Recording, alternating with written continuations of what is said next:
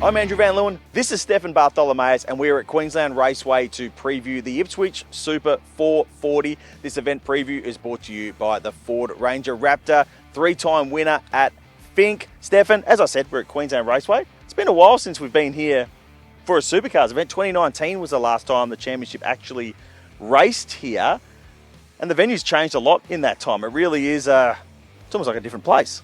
Yeah, a lot of investment put in by Tony Quinn since he bought the place in 2021, including these fantastic garages that we see behind us. Used to be pretty basic with the carports and everything, but it's really stepped up, and yeah, the place is looking great. Great sort of heartland sort of for supercars. A lot of support for the category around here, so I think it should be a good weekend. It should get a pretty good crowd. Yeah, I think the place is going to be buzzing, to be honest, and we are going to see a Sprint Cup champion crown this weekend, the first ever Sprint Cup under this new point system that includes the finals and all that sort of stuff. Now, there's three drivers left in mathematical contention. That is championship leader Brock Feeney, his Triple Eight teammate Will Brown, and Matt Payne from Grove Racing. It's a 220-point gap from Feeney back to Brown. I think it's another 15 or so back to Matt Payne, somewhere in that sort of region.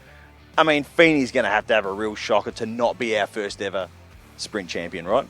I guess it's the irony of the way this system is structured, that the finals exist so that you have a winner-take-all kind of championship finale, but it's created this sub-prize, the Sprint Cup, where it is just a mathematical equation. It's a box tick for Brock Feeney this weekend. Even just speaking to Will Brown before, he conceded that he's not going to make some miracle comeback on that. So yeah, I think Brock's going to be walking away with that trophy, but still plenty to play for throughout the point standings there.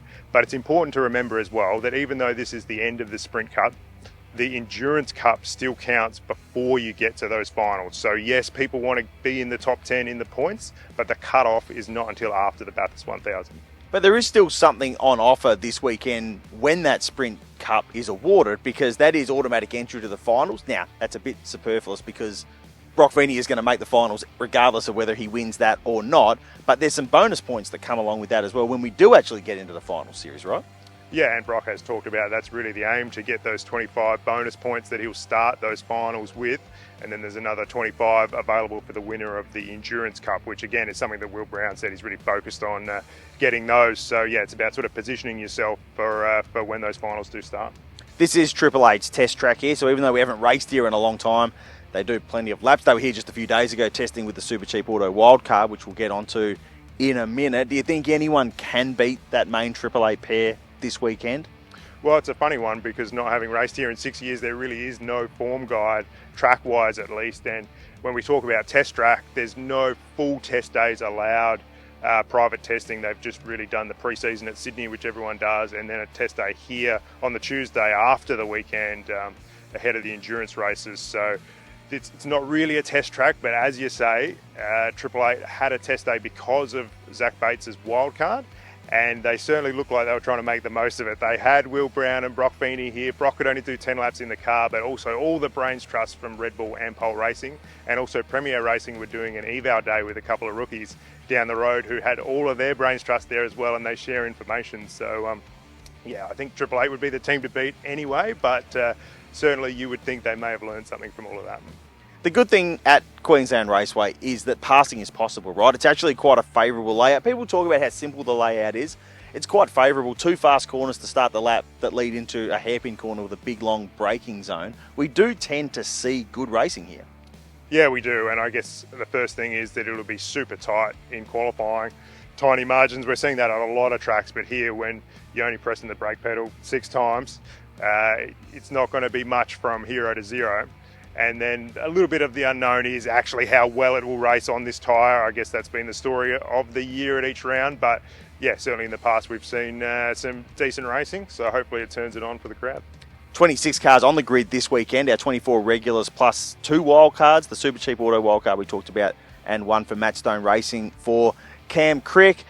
The Super Cheap car is particularly interesting, A, because it's Zach Bates's main game debut, and B, because we've seen that entry go pretty good in sprint rounds before. Remember, Cooper Murray really put himself on the map at Hidden Valley last year. Zach's a Super 2 champion. They've got some miles here.